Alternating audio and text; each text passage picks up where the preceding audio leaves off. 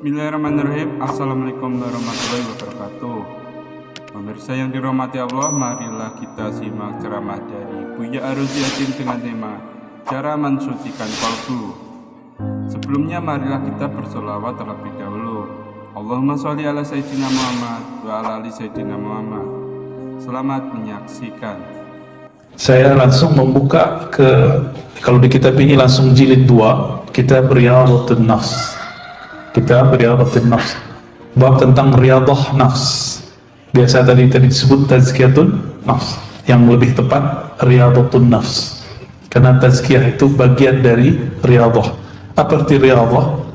Riyadah itu artinya berlatih, melatih nafs. Nafs itu terjemahannya bisa jiwa, bisa berarti sukma, bisa berarti diri. Itu terjemahannya. Tapi nafs ini dia punya kecenderungan kepada hal-hal yang negatif, disebut syahwat. Dan nafs itu punya perangkat zahir, untuk melihat dia punya mata, untuk mendengar dia punya telinga, untuk berbicara dia punya lidah, untuk masalah seksual dia punya faraj, kelamin, untuk makan dia punya mulut dan perut. Maka nanti an-nafs ini akan ngajak ke arah sana semua. Supaya si nafs ini dia terlatih, disiplin, maka ada caranya, namanya riyadhatun nafs, riyadah. Nah, riyadah itu kalau bahasa Arab menunjukkan makna sesuatu yang dilakukan berulang-ulang sehingga disiplin. Contohnya, Bapak Ibu Saudara ini kalau tidak melatih diri bangun subuh hari nggak akan bangun sekarang, benar nggak? Maka bisa bangun subuh begini, saya yakin sudah lama berlatihnya. Dan alhamdulillah Allah izinkan kita mendapatkan keberkahan satu Ramadan subuh berjamaah. Ya, Nabi mengatakan al-barakatu li ummati fi bukuriha, keberkahan bagi umatku pada paginya. Maka pada pagi ini bergabunglah dua keberkahan, keberkahan subuh dan keberkahan Ramadan. Ditambah yang ketiga, barakatul ilm, keberkahan ngaji. Alhamdulillahirabbil alamin. Apa dalil kita wajib melatih jiwa? Di dalam Al-Quran yang dijadikan dalil untuk tazkiyah itu surat Asy-Syams ayat 9, surat 91 ayat 9. Apa kata Allah Ta'ala? Kita sudah hafal barangkali ya. Qad aflaha man zakkaha. Sungguh, ini penegasan yang luar biasa. Allah mengatakan aflaha, telah beruntung, telah lega, telah sukses. Man zakkaha, siapa yang melakukan tazkiyah terhadap nafs. Baru, ini bagian dari riyadhatun nafs. Apa arti tazkiyah? Zakkaha, yang membersihkan nafs dari kebiasaan buruknya. Jam segini enaknya tidur atau duduk ngaji, kata nafs. Kata nafs gimana Pak? Tidur. Tapi kita punya sisi lain namanya kolbu. Kolbu itu maunya ngaji Pak. Jadi yang duduk sekarang itu yang punya kolbu itu. Jadi kolbunya lagi hidup. Ini yang dikatakan dalam surat Qaf ya, sesungguhnya peringatan itu hanya dapat disentuh, dicapai liman kana lahu qalbun, bagi orang yang punya kolbu. Maka ini semacam pujian dari Allah untuk kita yang mau memfasilitasi kolbu. Kita sudah fasilitasi tubuh, nafs, jiwa kita dengan tidur ya. Nah, alhamdulillah masih ada yang mau menyempatkan untuk membersihkan kolbunya. Semoga saya yang diizinkan Allah ngajar kitab ini dan Bapak Ibu Saudara yang diizinkan Allah belajar, Allah jadikan orang yang termasuk kepada surat Asy-Syams ayat 9 ini. Sungguh beruntung orang yang membersihkan jiwanya. Ya, zakkaha, ha di situnya berarti nafs, jiwa. Sebaliknya kalau beruntung lawannya apa? Rugi. Wa qad khaba man dassaha, ayat 10-nya. Dan sungguh khaba itu rugi, serugi-ruginya. Jadi orang itu jiwanya kosong kalau apa? Man dassaha, orang yang membiarkan jiwanya mengikuti alur nafsnya. Nafs itu maunya ke bawah, kehendaknya itu rendah semua. Kalau makan, ya ujungnya kan jadi buang air besar juga, air kecil, semuanya rendah. Sedangkan kolbu maunya kita naik. Oleh karena itu, menurut Bapak Ibu semua, wajib nggak membersihkan diri, melatih jiwa, atau sunat?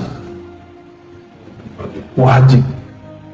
Itu wajib. Maka orang-orang yang mengatakannya sunat, berarti dia belum paham Islam, iman, ihsan. Sholat itu wajib.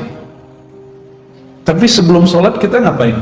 Wudhu. Wudhu itu kan membersihkan fisik.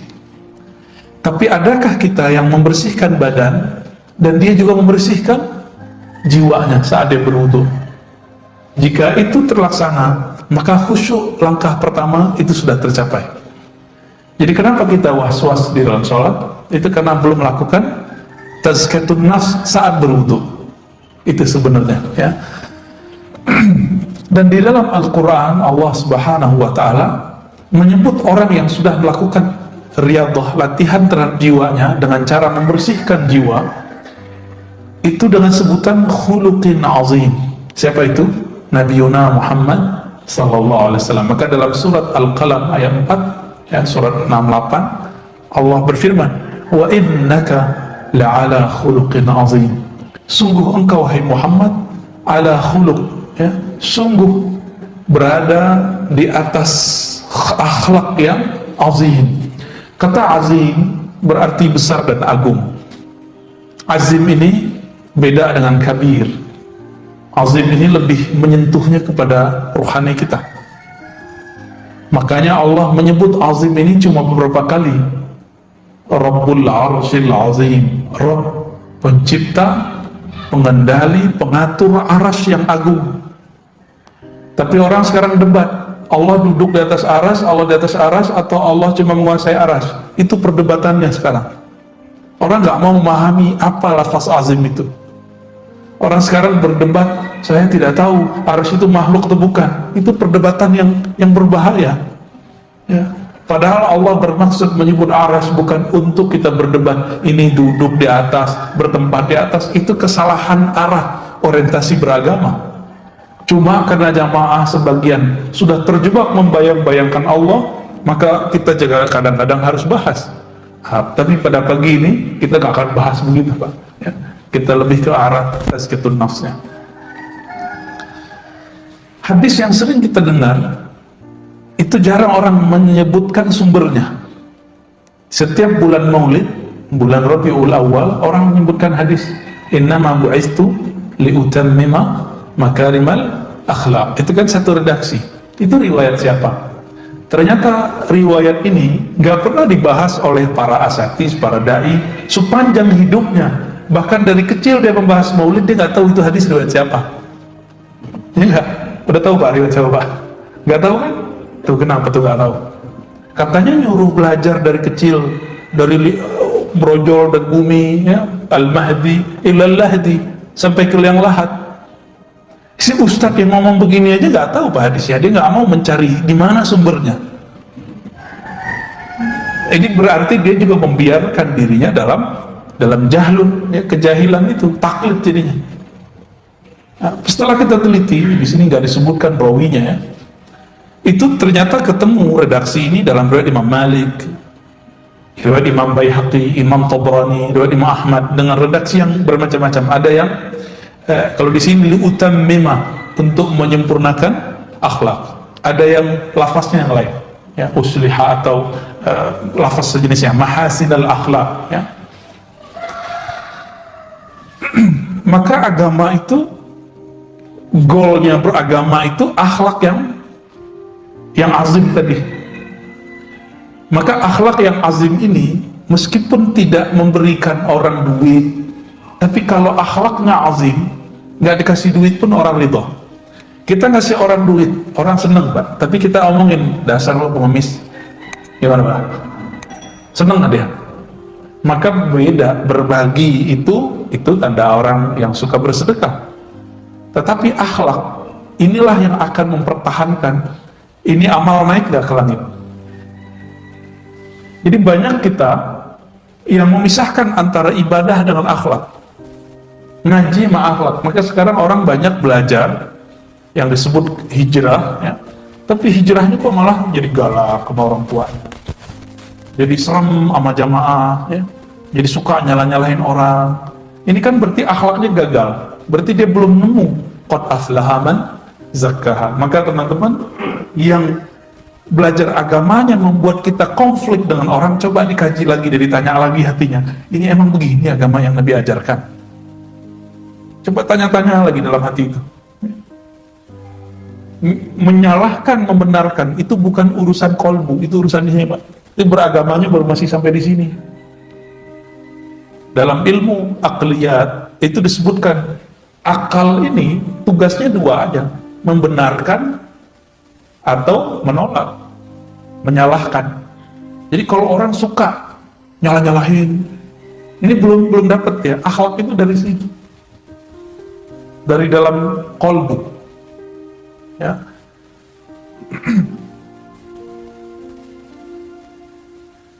Maka Nabi SAW dalam hadis yang sahih itu mengatakan wa khaliqin nas bi khuluqin hasanin. Nah, coba lafaznya ini, khaliqi, khalaqa yukhaliqu mukhalaqah. Satu akar kata dengan khalaq, khuluq. Ini kata kunci. Ternyata khalaq artinya ciptaan, karya. Kalau khuluq itu akhlak yang kita sebut moral. Apa persamaannya? Persamaannya, kalau khalaq penciptaan, Allah yang mencipta. Kalau khuluq itu adalah kreasi kita, seakan-akan kitalah yang membuatnya, padahal itu juga dari Allah. Maka khalaq tidak bisa dirubah kecuali pakai operasi. Operasi apa, Pak? Biar hidungnya agak mancungan dikit. Plastik ya. Jadi pada dasarnya wajah nggak bisa dirubah, tapi akhlak bisa dirubah nggak? Bisa. Nabi Muhammad SAW ketika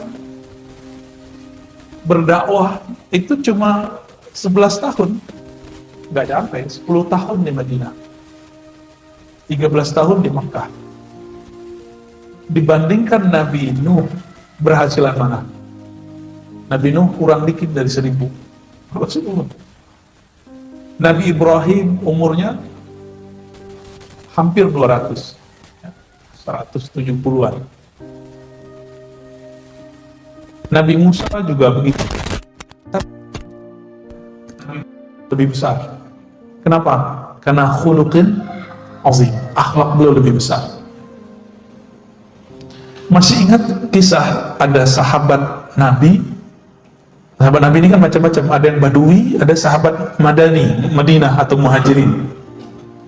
Orang-orang Badui ini nggak tahu tempat buang air itu di mana. Dulu kan kita kan sekarang udah punya peradaban nih, WC, tempat buang air kita udah punya. Dulu orang Arab Badui itu mirip-mirip sopir angkot zaman-zaman dulu, Pak. Melihat tembok langsung nembak di situ. Kebayang? Nah, orang Arab Badui itu gitu, masuk ke masjid ngeliat ada tembok, kebayang sama dia apa? Mau langsung bawa air kecil di situ. Ya mirip-mirip kayak, mohon maaf ya, sering nggak dulu? Saya sering Pak naik angkot waktu mahasiswa dulu, ada tembok nih, langsung aja dia ke situ. Ya jadi tembok-tembok tepi jalan itu jadi korban. Kadang-kadang ke bannya ya. Nah itu sampai sekarang masih itu, sopir-sopir truk itu masih begitu. Kita heran kok begitu gayanya ya. Nah ini Badui itu, orang begitu itu Badui. Kira-kira kalau masjid kita, ya mohon maaf ya bahasanya kasar, dikencingin orang gimana? Marah kita. Maka sahabat-sahabat pada ngambil alat pukul, memukul dia. Secara hukum fikih itu benar, tapi dalam hukum kolbu itu nggak boleh. Karena orang yang buang air kecil ini dia nggak tahu akhlak itu, dia belum belajar. Maka Nabi mengatakan jauh, udah biarin. Kamu siram aja temboknya disiram, lalu bawahnya disiram. Nanti kan meresap, dulu kan nggak pakai begini Pak. Jadi malah dapat ilmu sahabat Nabi. Ilmu apa? Cara menghilangkan najis di tembok dan di tanah. Dapat ilmu, berkah jadinya. Ini Arab Badui, mulut besar tuh suka ngomong. Datanglah dia kemana-mana, saya kencingin tuh masjidnya Muhammad. Tapi dia nggak marah-marah tuh katanya. Jadi orang-orang akhirnya penasaran. Bulan berikut terjadi gelombang besar-besaran, orang Arab Badui masuk Islam. Jadi cuma karena urusan buang air kecil Pak. Ya? Begitu Rasulullah. Tapi hari ini gimana orang berdakwah? Nggak begitu.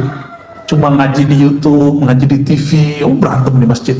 Maka masjid itu jadi tempat suka berantem hari ini. Ya enggak? Ya, masjid ini mungkin pernah berantem dulu ya. Apa kata Nabi? Wa khaliqin nas bi khuluqin hasan. Hendaklah kamu berusaha berakhlak, bermoral, menciptakan kondisi kepada nas. Nas ini bukan hanya orang beriman, siapa aja, apalagi orang yang beriman. Bi khuluqin hasanin, dengan khuluq, dengan akhlak yang hasan. Hasan itu bagus. Maka orang-orang naik pangkat di sisi Allah itu bukan karena dia banyak sholatnya, tapi karena dia bagus akhlaknya. Di masa Rasulullah SAW ada seorang perempuan yang setiap hari sholat tahajud, setiap malam tahajud, setiap hari dia sholat zikir. Tapi Nabi mengatakan finnar, dia masuk neraka. Kenapa? Kesolehannya baru sampai di fisik, Tapi ada seorang sahabat Nabi, beliau mengatakan fil jannah, orang ini masuk surga. Semua hadis ini sahih, ada dalam kitab Sahih Bukhari dan Muslim. Ketika diteliti, ternyata orangnya punya cuma satu akhlak. Apa akhlaknya? Salamatus sadr. Dia tidak pernah menyimpan kebencian kepada orang. Kita baru masuk masjid udah ngelihat tuh ahli bidah nih ya. Oh ini beda paham nih. Pasti begitu ya. Nah, coba sekarang kalau masuk masjid baca doa. Apa doanya? Allahumma inni as'aluka, Allahumma ftahli abwaaba rahmatik ya. Kalau as'alukanya keluar ya. Allahumma ftahli abwaaba rahmatik. Ya Allah, bukakan kepadaku bukan satu pintu tapi abwaab. Apa arti abwaab? Pintu, banyak pintu rahmat Engkau ya Allah. Maka banyak pintu di sini. Jangan cuma beribadah di masjid, sapa orang, ya senyum kepada orang. Cuma sekarang kita nggak bisa senyum orang Pak, ketutup. Ya makanya sekarang ngangguk.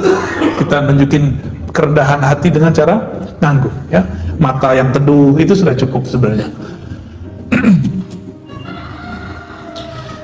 Berdasarkan itu juga Nabi SAW menyimpulkan, apa kata beliau ketika ditanya ayyul mu'minina afdal, orang beriman yang paling hebat itu siapa wahai Rasulullah? Jawaban beliau ahsanuhum khuluqa, orang yang paling bagus, paling sempurna akhlaknya.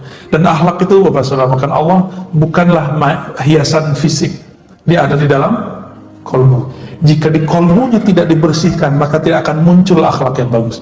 Maka kitab ini nanti akan membimbing kita bagaimana cara membersihkan kolbu. Di kolbu kita ada merasa lebih baik dari orang nggak? Terbersih Pak? Ada ya? Ada ya. Saya punya pengalaman lama Pak tentang merasa lebih pintar dari orang itu. Karena ujiannya orang yang belajar satu ilmu merasa lebih pintar dari orang. Sampai sekarang rasa itu muncul, tapi kita langsung tahu. Maka mohon maaf, saya bisa merasakan dan bisa mengecek Pak di wajah Bapak itu ada rasa itu atau tidak. Itu membayang di wajah. Hati-hati loh Pak ya. Ternyata ahli psikologi punya ilmu tentang itu, membaca raut wajahnya begini, gimana itu kebaca ya. Mungkin Bapak yang ahli kejiwaan, psikolog itu bisa baca bekas itu di wajah saya masih ada. Bukan berarti sekarang saya udah nggak sombong, masih ada itu, tapi kita halau terus setiap hari.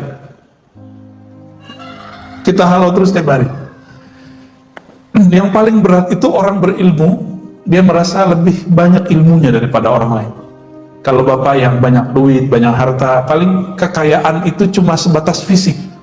Tapi orang berilmu itu kesombongannya terbawa bahkan dalam zikirnya, dalam baca Qur'annya, dalam sholatnya. Maka tadi itu kalau Bapak sensitif kolbunya itu bisa merasakan begitu sensitifnya kolbu, bukan seuzon Bapak ya. Orang yang kemudian merasa dirinya sholatnya itu paling benar itu kerasa.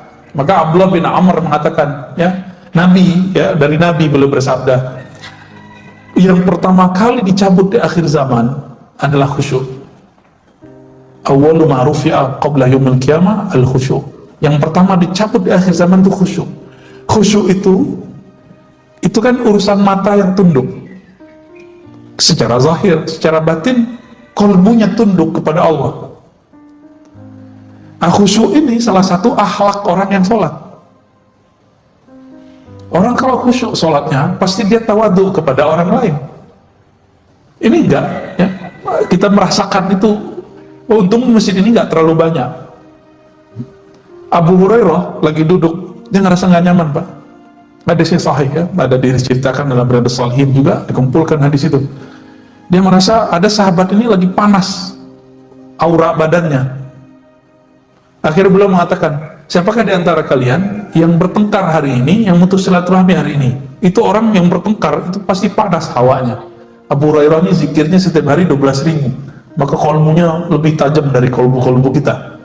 Duduk sama dia sudah bisa merasakan getaran-getaran hati orang. Ini bukan masalah gaib, itu bukan gaib Pak. Orang silat aja bisa membaca cakra, masa Abu Hurairah yang zikir 12.000 nggak bisa? Ya, lebih canggih Abu Hurairah. Maka beliau nggak tuduh kamu nggak.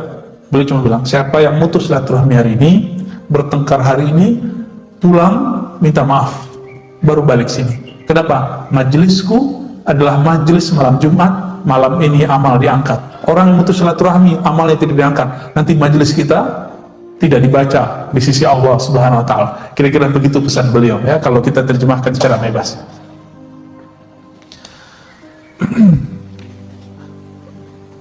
Di dalam Al-Quran itu pesan akhlaknya sangat banyak.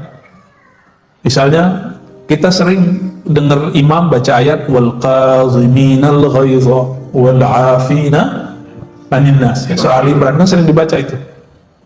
Itu pesannya akhlak. Selama ini sering dengar apa arti kazim? Kaziminal ghaiz. Bukan memendam emosi, tapi kazimin itu yang menghalau emosi. Kaziminal ghaiz.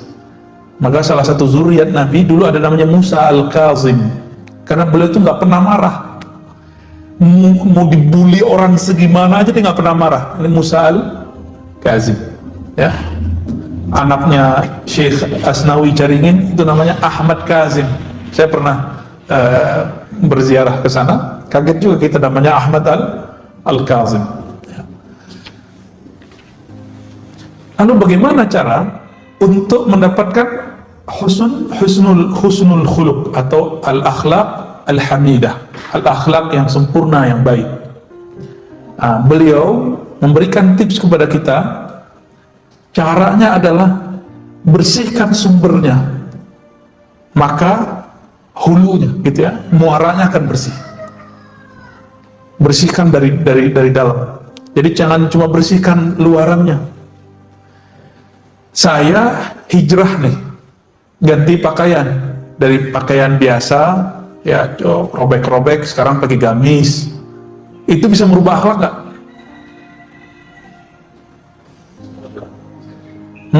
Gimana Pak? Belum tentu. Bisa jadi preman bergamis ya, tadi Pak. Pakai serban, pakai kopiah ya, pakai ginian ya, terus pegang mic, udah jadi ustadz aja. Kira-kira gimana? Kolbunya belum dibenerin. Kalau dia ceramah kira-kira gimana? Nah itu, Bapak sudah tahu jawabannya.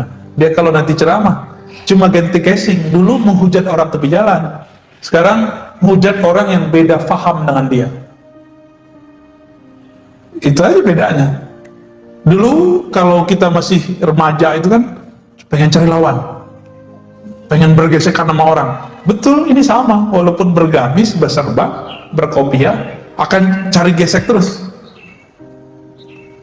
Maka jangan sibuk pada ganti penampilan, sibuklah dalam mengganti sumber penampilan itu di mana. Nah, ini yang harus kita benerin, Pak. Nah, kitab ini membimbing ke arah sana. Insya Allah besok kita boleh masuk ke bab kolbu. Ya. Kolbu itu apa aja karakternya, model-modelnya. Ya. Atau malah pagi ini aja kali ya, langsung. Kita pendek aja nih. Ya.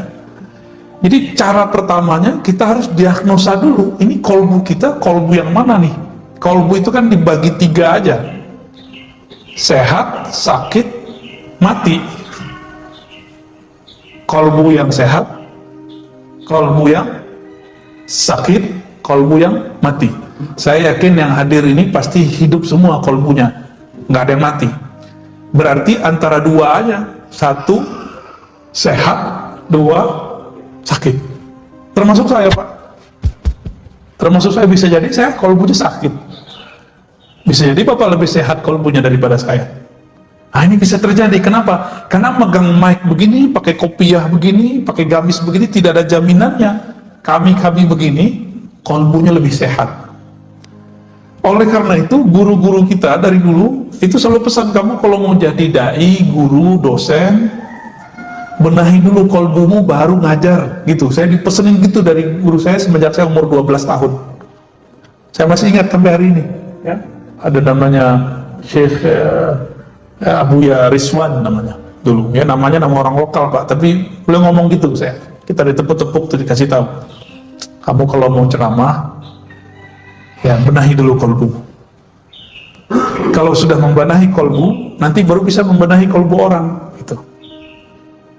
Kalau kita membenahi kolbu, nanti orang itu takjub bukan kepada pakaian, tapi takjubnya nanti dari hasil yang dikalamkan. Karena al-ajabu fil libas hatta yatakallam.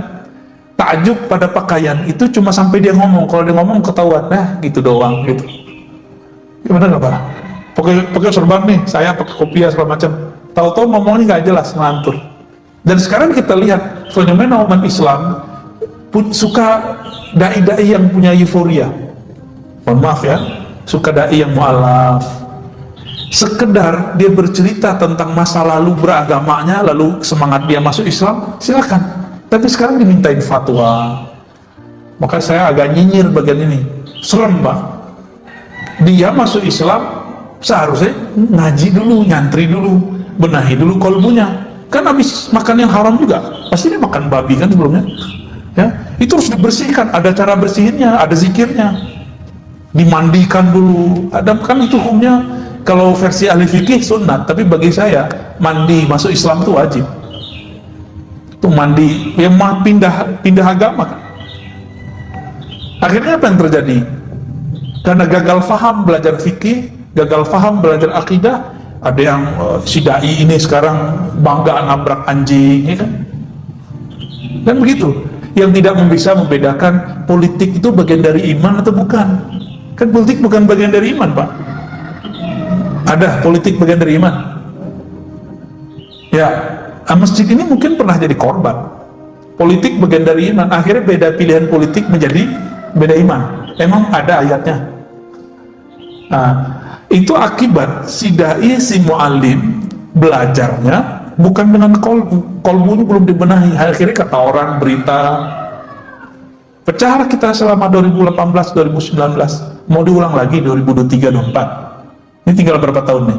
Ini 2021, Pak. Tinggal nunggu 2023, 2024. Nah, kita nggak mau itu terjadi. Kalau itu terjadi lagi nggak tahu deh, ya. Gimana jadinya masjid-masjid kita ntar. Ya. Kawan saya sampai nggak mau sholat Jumat di kantor-kantor dulu. Kenapa? Setiap kali Jumatan dia mendengarkan hate speech, ya, ujaran-ujaran kebencian. Padahal dia sama pilihannya sama si ustadznya. Kok bisa gitu? Nah, kolbu yang sehat itu ciri-cirinya sederhana. Kolbu yang sehat itu yang bisa menikmati hidangan-hidangan kolbu. Hidangan kolbu bernama sholat. Sholatnya nikmat, atau imam itu kalau ngimamin berasa kayak capek kita, Pak. Ya panjang nih bacaannya. Nah, Berarti dominan tubuh ini nafs kita daripada kalbu. Jadi kalbu yang sehat itu yang kalbunya mendominasi jiwanya. Kalbunya mengatur jiwanya, bukan jiwanya ngatur kalbunya. Kalbu yang sakit sebaliknya, jiwanya ini, nafsnya ini mengatur kalbunya. Kalau seorang ustadz mu'allim atau public figure sama, senangnya punya pengikut bukan? Follower kalau artis. Maka dia kalau ilmunya baru sampai di follower, jika nanti followernya terancam kabur, dia akan berusaha bagaimana cara memperbaiki itu walaupun mengorbankan kalbunya. Maka kita lihat ini sudah banyak kan? Banyak sekali para da'i menjadi mad'u. Dia da'i artinya ngajak, tapi malah diajak. Dia seharusnya influencer, memberi pengaruh, tapi malah dia dipengaruhi. Seharusnya dia menjadi orang yang diikuti, sekarang dia mengikuti selera followernya. Pilih mana? Kira-kira gimana Pak? Itu menyaksikan nggak? Banyak yang begitu? Banyak Pak. Dulu teman kita lurus, ngajar aja. Sekarang karena jamaah sekitarnya itu ingin menggiring dia ke arah politik praktis, dia sekarang ngomong politik praktis. Padahal si ustadz ini dari tadinya itu dicintai banyak umat. Karena dia mulai masuk ke politik praktis, kita mesti berpolitik Pak. Harus ada orang yang masuk ke politik praktis, itu fardu kifayah. Tapi si ustadz yang di bagian ini seharusnya tidak. Dia cukup mendorong semangat kebangkitan Islam. Untuk urusan politik praktis dia nggak usah macam-macam lah. Akhirnya apa? Orang yang tadinya suka ngaji sama dia, sekarang udah nggak ngaji sama dia. Jadi jangan-jangan kalau kita masuk ke bukan wilayah kita untuk nyenengin satu kelompok, kita gagal untuk bisa menyinari kelompok yang lain. Nah ini terjadi ya. Dan yang ketiga, kalbu yang mati. Kalau yang sakit tadi itu ayatnya fi qulubihim maradun fazadahumullahu maradan. Di kalbu mereka ada penyakit. Kalau sekali kita biarkan penyakit itu, maka penyakit akan bertambah. Kalau orang yang mati kalbunya, sawaun alaihim, sama saja. Kamu ajak, nggak ada efeknya. Ramadan datang, Ramadan nggak datang, dia gitu-gitu aja. Nah, saya berhusnuzon, kita antara sakit dan sehat itu kayaknya sekarang ya. Bener ya? Ceknya tadi sholatnya khusyuk nggak? Nggak ya? Nggak apa-apa Pak. Tapi pengen khusyuk kan? Berarti normal, sehat, ada keinginan mau sehat. Kalau kita badan sakit, datang ke dokter nggak? Nah, Bapak mau ngaji begini kan berarti pengen bener kolbunya, waras berarti kolbunya. Ya. Kalau ada orang sakit nggak mau berobat, waras nggak? Mungkin dia habis kena brainwash, saya pakai herbal aja Ustaz. Ya betul, tapi kalau penyakitnya parah bisa nggak pakai herbal biasa? Indonesia sekarang belum populer, dokter herbal itu belum populer. Baru muncul nih kan di YouTube nih beberapa dokter, tapi juga dia kepekarannya bukan di herbal. Herbal ini kan masalah lagi. Nah, akhirnya kena cuci otak dia nggak mau berobat. Apa yang terjadi? Sakitnya tambah parah begitu. Inilah sekarang yang terjadi. Ketika ilmu tentang obat hati ini dianggap sesat, maka yang terjadi adalah orang tambah jauh dari ilmu ini. Mungkin karena penamaan ilmunya tidak cocok, disebut ilmu ini misalnya ilmu tasawuf, akhirnya orang ganti nama, tazkiyatun nafs. Kalau saya nyebutnya riyadhatun nafs, ya, nyebutnya riyadah, latihan nafs. Kalau mau disebut karena kitabnya menyebutkan itu, ya. Nah, insya Allah nanti kita akan cek penyakit apa aja yang ada di kolbu. Cara diagnosanya 1, 2, 3. Kalau ada berarti positif kena virus penyakit kolbu. Nanti dari cara kita mengetahui itu sebab-sebabnya apa, akan ketahuan cara ngobatin kolbunya. Nanti ada bertahap insya Allah ya. Insya Allah ke pertemuan besok kita akan mulai masuk ke penyakit pertama dalam kolbu, yaitu al-kibr ya. Penyakit sombong dan turunannya nanti insya Allah. Ini penyakit paling tua, penyakit yang dulu pernah diidap oleh iblis dan sampai sekarang nggak sembuh-sembuh. Ya, semoga Allah jaga kalbu kita dari selainnya. Amin ya rabbal alamin. Ada diskusi Pak? Udah cukup ya?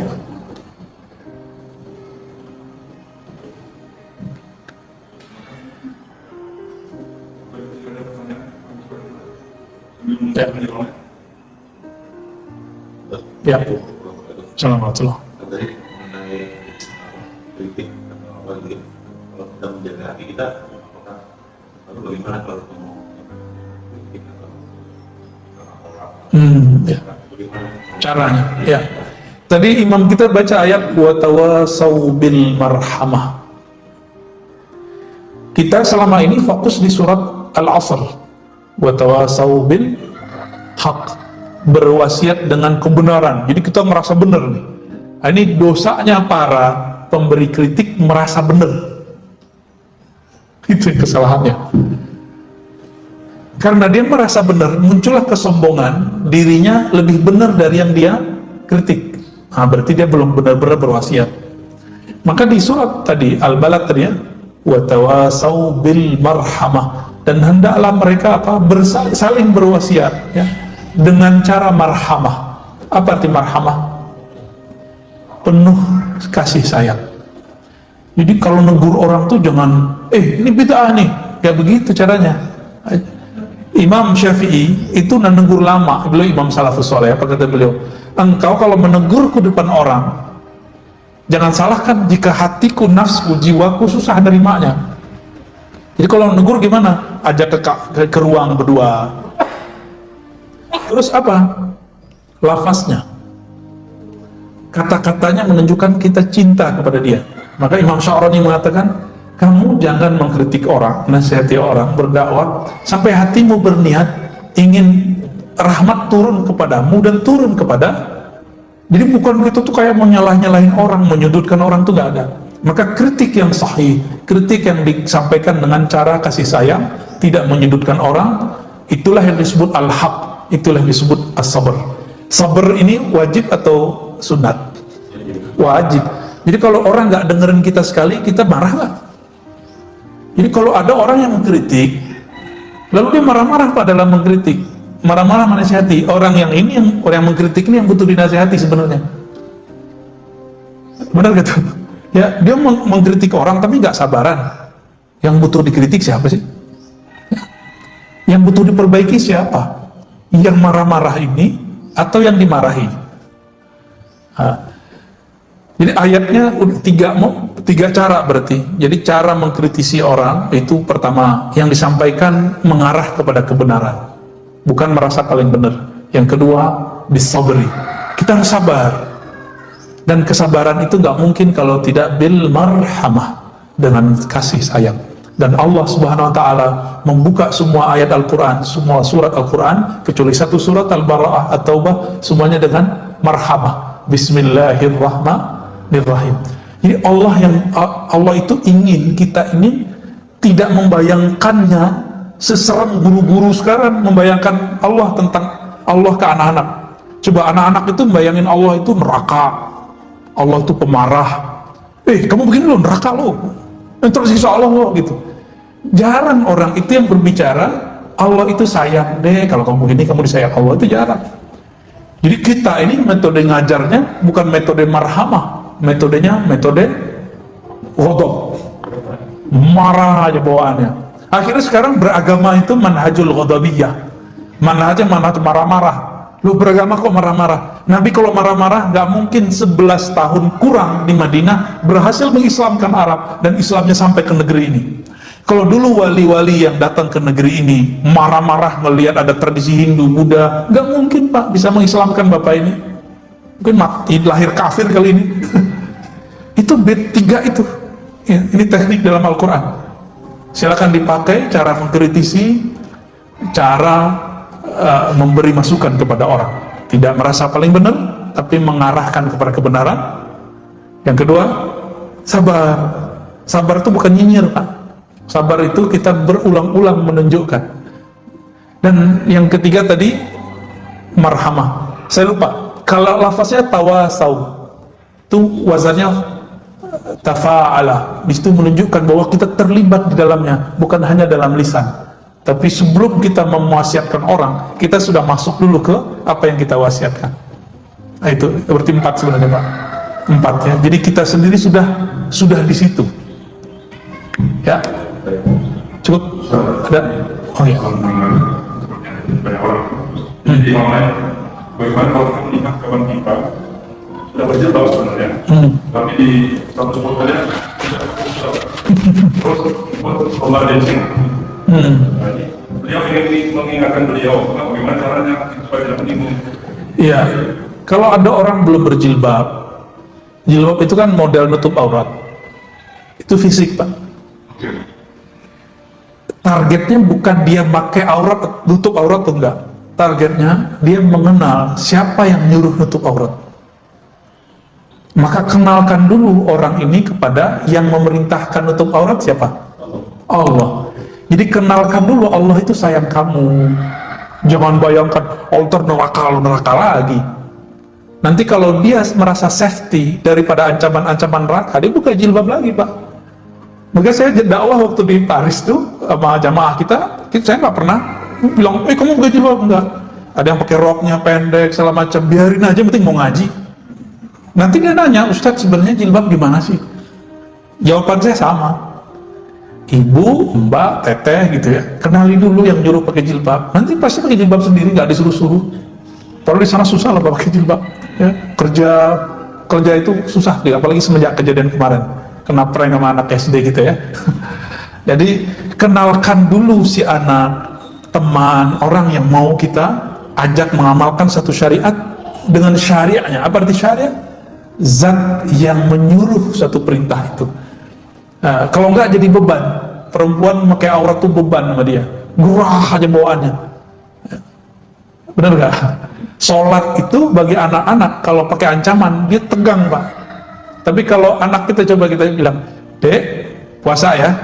Ntar kalau puasa dikasih hadiah motor, mobil ketinggian ya, mobil-mobilan maksudnya, sepeda bagus, udah semangat, dia berpuasa itu happy. Coba Bapak bilang, awas kamu nggak puasa, ntar Papa pukul 10 kali. Itu anak tegang Pak, baru jam 8 udah lemes dia. Kalau dia pakai iming-imingan tadi, itu kan tauhid anak kecil. Tauhid anak kecil itu iming-imingan. Maka bapak, saudara, ibu semua yang sudah sebesar ini, seumuran ini, jangan lagi ibadah karena pahala. Ibadah karena kita kenal siapa yang nyuruh kita beribadah. Allah itu. Pahala itu udah pasti dapat. Karena kalau masih pakai iming-imingan, berarti di dalamnya ruhnya masih bocah ini. Masih anak-anak ini. Cuma badannya gede, mukanya udah mulai keriput gitu ya. Dalamnya masih bocah. Tauhid anak-anak, tauhidus sedian. Ini semoga pagi ini langsung naik menjadi tauhid remaja, tauhid dewasa. Puasa bukan karena iming-imingan surga, tapi karena ingin diridhoi sama yang punya surga. Kalau yang punya surga dari ridho, masuk surga nggak? Pasti masuk surga. Pasti jauh dari neraka nggak? Pasti dijauhin. Baru nanti harapan ke surganya itu full, karena kita kenal siapa yang nyuruh puasa. Itu Pak. Udah cukup ya. Jadi berdasarkan ini, berdasarkan Allah, berpuasa di masa pandemi ini semoga tidak mengurangi rasa hikmatnya. Kita alhamdulillah difasilitasi oleh teman-teman pengurus. Semoga Allah memakmurkan hati mereka dengan keikhlasan. Amin ya rabbal alamin. Dan untuk kita yang ngaji, Allah terima puasa kita, sholat kita, zikir kita, dan Allah sempurnakan kekurangan kita. Amin ya rabbal alamin. Allahumma nas'aluka khaira hadzal yawm wa khaira fihi khair ba'da wa na'udzubika min syarri hadzal yawm wa syarri ma fihi syarr ba'da. Ya Allah, kami minta kebaikan, keberkahan, cahaya di hari ini dan cahaya setelahnya, kebaikan setelahnya, dan jaga kami ya Allah dari keburukan hari ini dan keburukan setelahnya. Rabbana atina fid dunya hasanah wa fil akhirati hasanah wa qina adzabannar. Wa sallallahu ala nabiyyina Muhammad wa alhamdulillahi rabbil alamin. Demikian dari saya, mohon maaf. Assalamualaikum.